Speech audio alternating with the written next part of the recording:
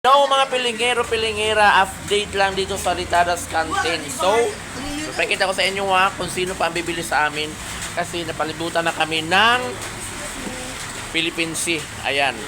May ang Philippine Sea, palibutan na kami ng Philippine Sea.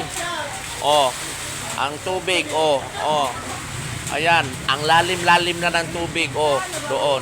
Sino pang bibili sa amin? May mga barko na. Sinakop na kami ng China. Ayan. Ang laki-laki na ng tubig, papunta na dito. Yan, malalim yan. Diyan dumadaong yung barko. Diyan dumadaong yung barko.